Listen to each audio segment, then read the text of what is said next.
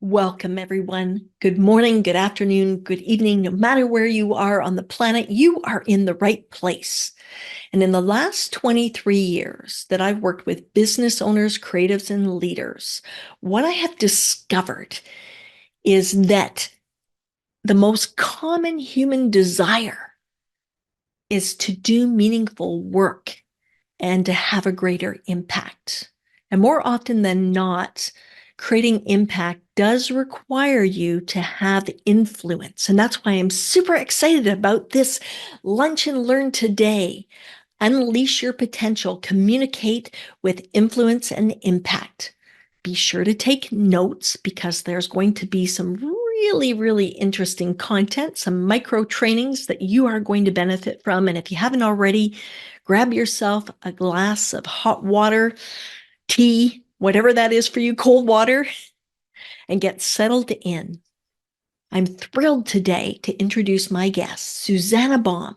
Suzannah is a speaker, a leadership communication expert, an executive coach, and the author of the book, From Nervous to Nailed It. Find your voice, present with impact, and unleash your ultimate speaking potential. Woohoo! Welcome, Suzannah. Thank you so much, Jen. It's really wonderful to chat with you and see all these fabulous people here. So I would like to introduce all of you to Jen DeTracey, who is an Elevate Results coach and strategist for small business owners, creatives, and leaders. Today, I will guide you through the Establish Influence process, and Suzannah will walk you through 3 critical elements of outstanding leadership communications. Over to you, Suzannah. Thank you, Jen. I'm very happy to start with this. So I'm going to get right into it and talk about the 3 core issues that people are trying to solve with communications and presentations. And across all the work that I've done, I found that people generally come to me with 3 problems and challenges. The first one is nerves. They're just often too nervous to speak up, and when they do speak up, they are consumed with their nerves. Others present fairly often.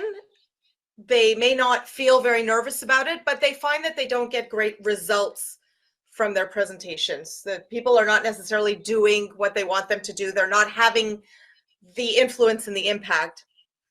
And finally, there's the category of those individuals who are good and they know that they're good speakers, but they also know that they can be better. And there's a bit of a black hole for them in terms of how they can get there and how they can up level. Across the board, what's the most important is that we do commit to speaking up.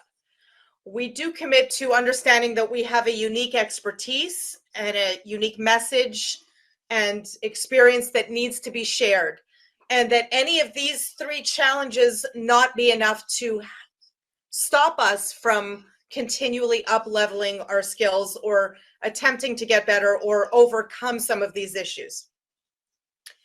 So what I want to share, I'm going to share a couple of stories that highlight some of these issues. If you feel like you have ever been in a situation where you have stopped yourself or stood in your own way from sharing your expertise and sharing your message, these stories might just shed some insight on what these particular people were dealing with, and maybe it'll be similar to what you have dealt with and what you're dealing with now.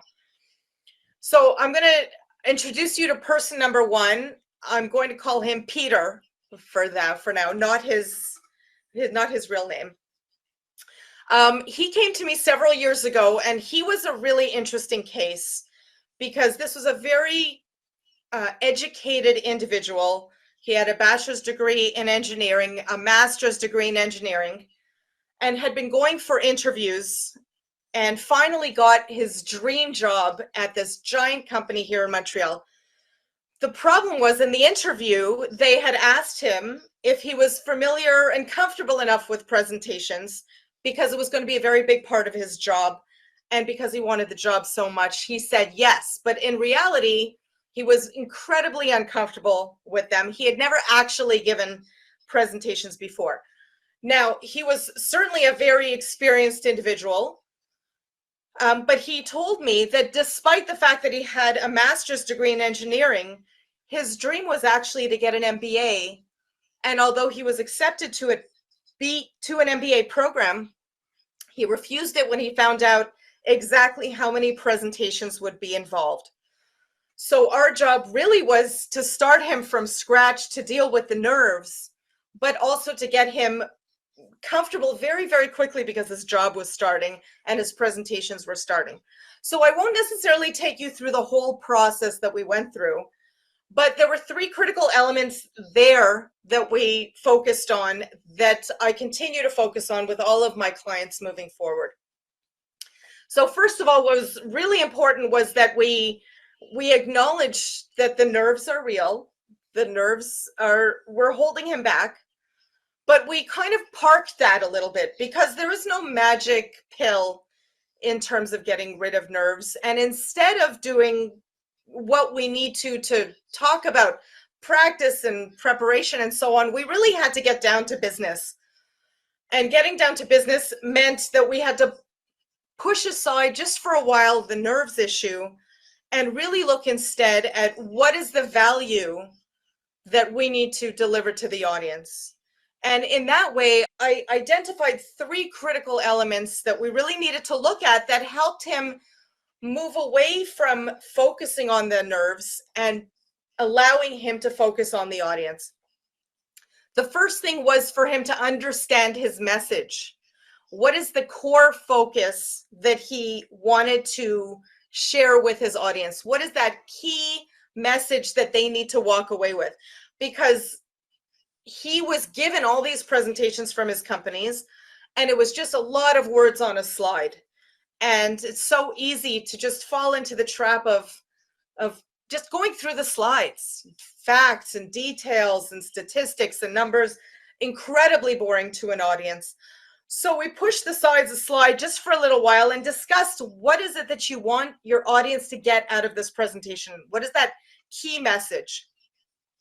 And what do we need to really educate them to learn? What do we need them to inspire to feel like there is great value in this? And what do we need them to do? So the first piece was for them to understand, well, for Peter to understand the message. Then he needed to understand the audience a little bit better. What are they challenged by? What are they dealing with? What is so difficult for them? And understanding as well that in any presentation, you're going to have some people in the room who want you to just get to the point and speed it up. You're going to have some people in the room who just want you to slow it down, ask a lot of questions, and you have to speak in ways that appeal to both of them. So understanding your message, understanding your audience, and then finally understanding yourself. For Peter, it was understanding where are his skills, what is he good at, and focus on those skills, not on the nerves, but the skills and the value to the audience. And so understanding that he, as well as all of you, are probably here because you want more influence, you want more impact, you want that executive presence. But there's a lot more to giving a successful presentation than just speaking. Now, at the beginning of my time chatting with you, I said how important it was to speak up. But again, it's not just important to speak, it's to say the right things to the right people at the right time. In wrapping up Peter, where he was able to connect with his audience was through the content, was through committing to delivering value to them, was really committing to connecting with them and connecting to what they need and delivering that to them. With that, it just still meant that he had some nerves to deal with, but what he was able to find was a greater connection and a greater success rate because he spoke in the way that they needed to hear. I'm mindful of my time, but I wanted to share one other situation with you. And this was someone named Andrea, very high-level speaker. She also was an executive director at a pharmaceutical company. And her issue was that she spoke all the time, but she was very nervous about it. People couldn't tell. And she felt that she had the additional pressure of being so high visibility that people looked to her as a mentor. People were inspired by her, and she was not necessarily sure that she deserved that level of inspiration because of how nervous she felt. So I said it to her, and I will say it to you, that the nerves don't really matter. Your audience does not care if you're nervous or if you're confident. They care about getting the right message that is valuable to them. How can we create something more meaningful for them, more relevant for them, more beneficial for them? And for her, as she had to get up in front of her audience and deliver some not so great news to a very grumpy audience, her job was to reframe this bad news and re-inspire them towards a new strategy. I will tell you that in the book that I wrote, there is a whole section on Andrea's situation and exactly what we did to put her in a stronger place, to put her in a place where not only was she feeling less nerves, but that we created a sense of excitement. We created almost a performance element in her strategy, connect with the audience, share the bad news, and create a new way to persuade them towards a new goal. Ultimately, what all of us are looking for are more impact. It's more impact, more influence, more executive presence, more visibility. If we are going to speak up and share our message, how can we commit to making sure that it is the most focused, relevant, and engaging message to our audience so that we can connect with them and we can build our trust with them and ultimately get the results that we want? So in closing, some of the takeaways: to get clear on your message, really push aside that PowerPoint and just sit and get clear on it.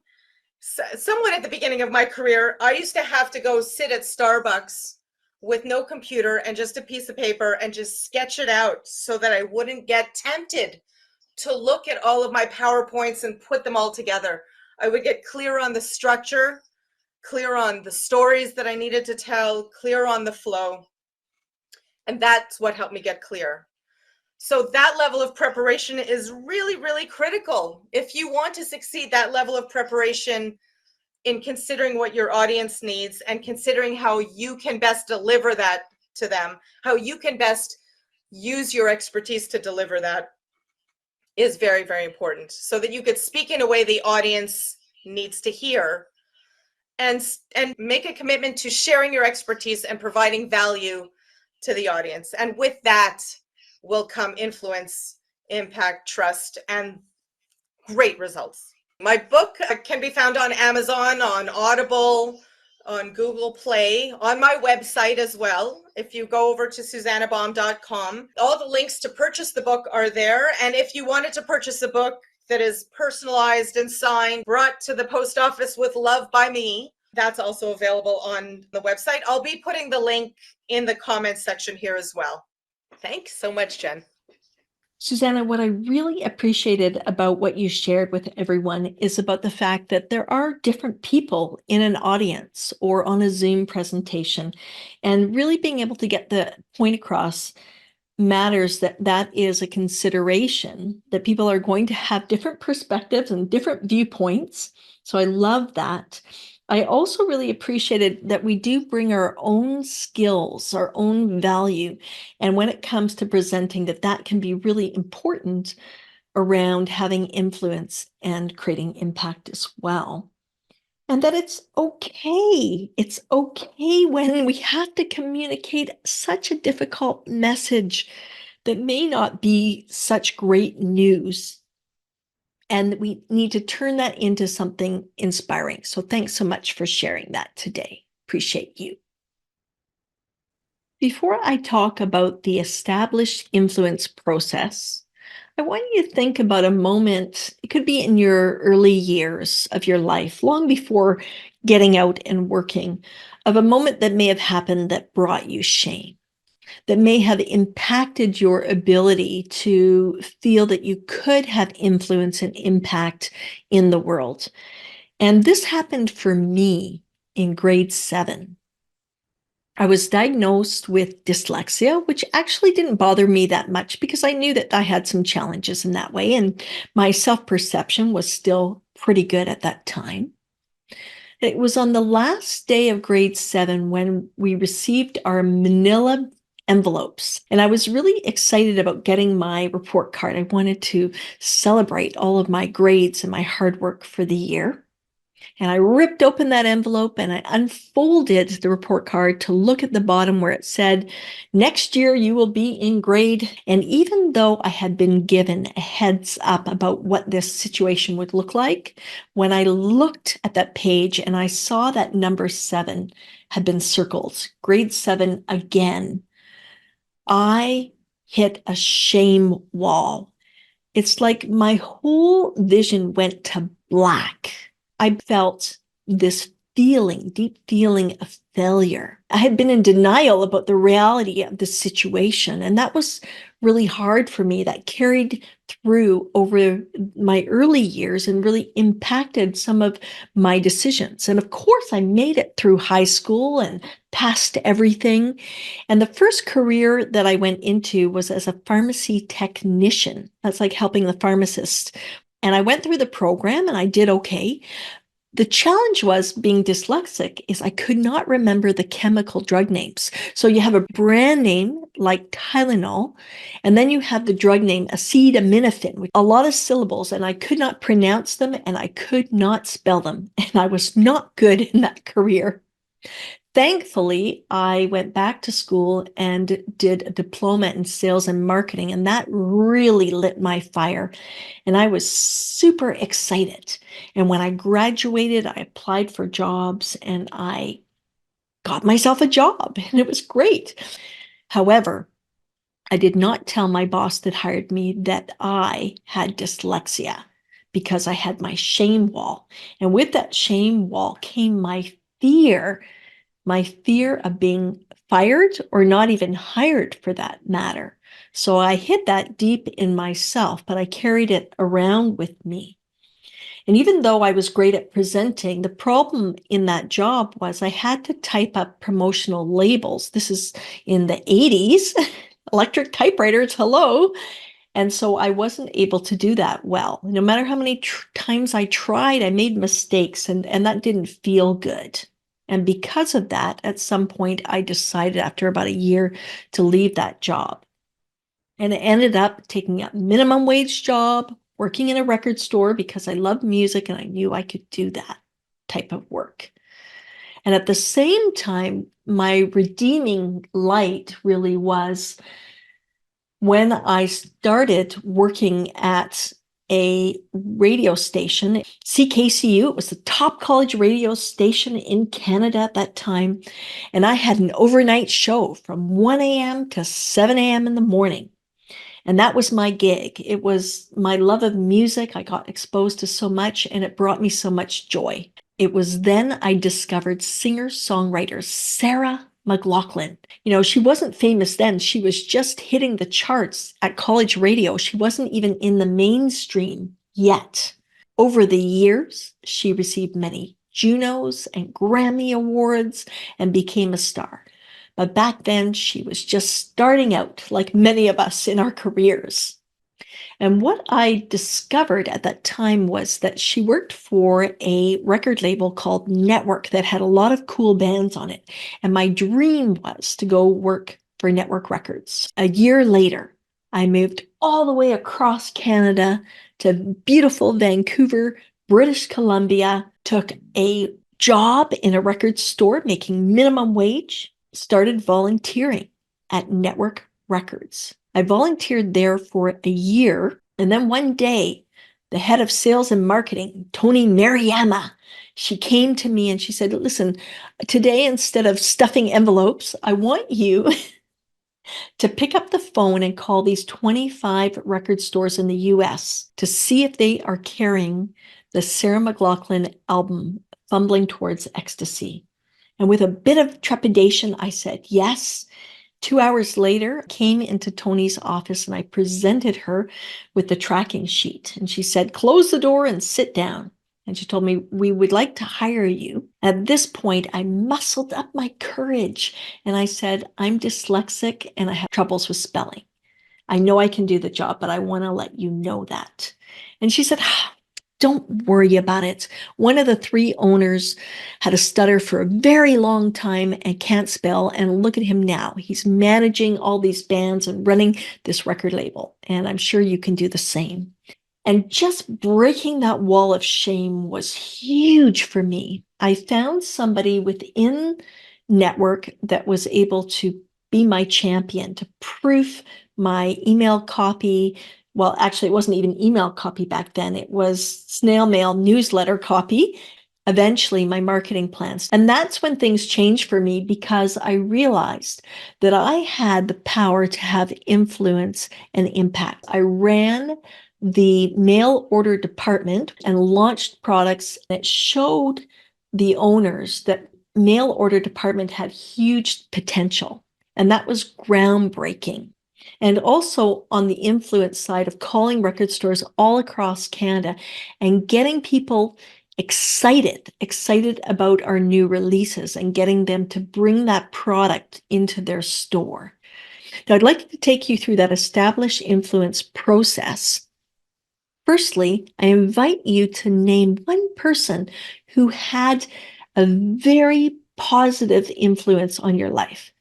Think about who that might be for you. Could be a teacher, a parent, an aunt, an uncle, a cousin, a sister, grandparent. For me, it was my grade 3 teacher, Ms. Grunick. Ms. Grunick was a champion for all of her students. And when I came in just after Christmas, partway through the year, she was a champion for me. So who is that person for you? Think about that. And it could even be a celebrity like Sarah McLachlan, who had a huge impact on her fans and had influence through her music. In fact, what happened was that in the mail order department, when people wrote letters, they would tell the impact that they had had from listening to her songs. And one of the letters talked about how this person had gone through a breakup, how Sarah McLachlan's music had really supported her to get through it. That's influence and impact. Here's the first question. What specifically made this person so influential to you? For me, with Ms. Grunick, it was that I felt seen, heard, and valued. The second question, number 2, what is the greatest lesson this person taught you about life? What is the greatest lesson this person taught you about life? For me, with Ms. Grunick, it was the fact that when I needed reading glasses, she was the one that when I showed up at school with my new tortoiseshell glasses and realized that she had the same ones, that she celebrated me.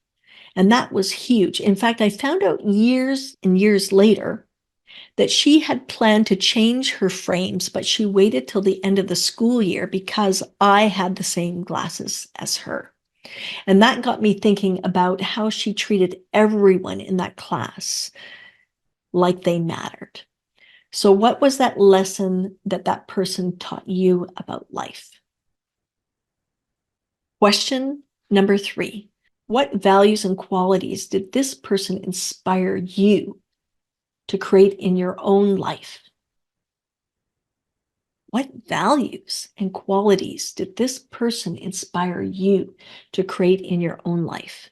For me, I saw Ms. Grunick as a person of service when I look back now. And the fact is that I know that that's the person that I show up and that I am in my personal life and in my professional life. What is it for you? Question number 4. As you answered the first 3 questions, what are you learning? What are you noticing about yourself?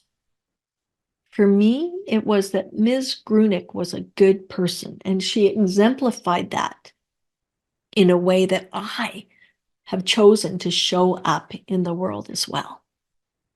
What is it for you? And last but not least, question number 5, how might you apply this to your business or your career starting today? What action can you take as you take a moment to really reflect on these questions?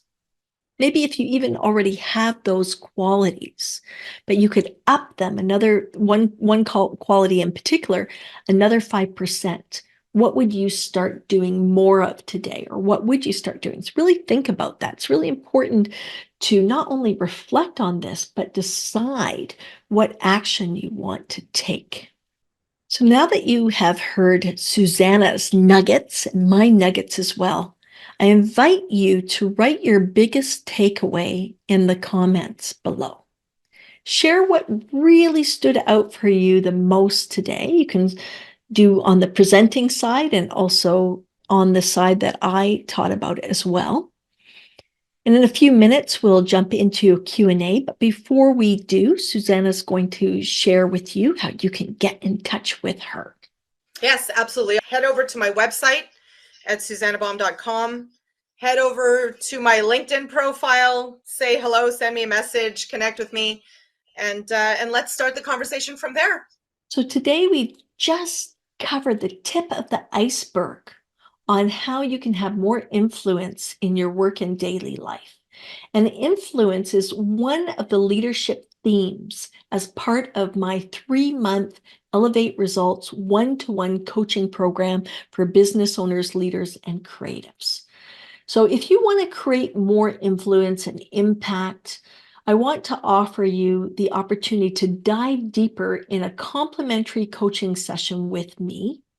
And I will put that information below and you will have access to a link. It's just a short form that you can fill out. And then I'll be in touch with you about booking a coaching session with me, a 60-minute coaching session.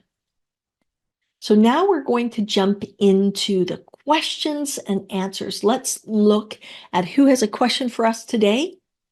Jen, Suzannah, thank you so much. It has been so insightful. I loved listening your stories.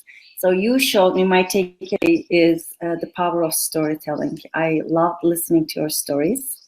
My question to you is, obviously preparation is very important for me. And when I do provide trainings and speaking events, I prepare very well.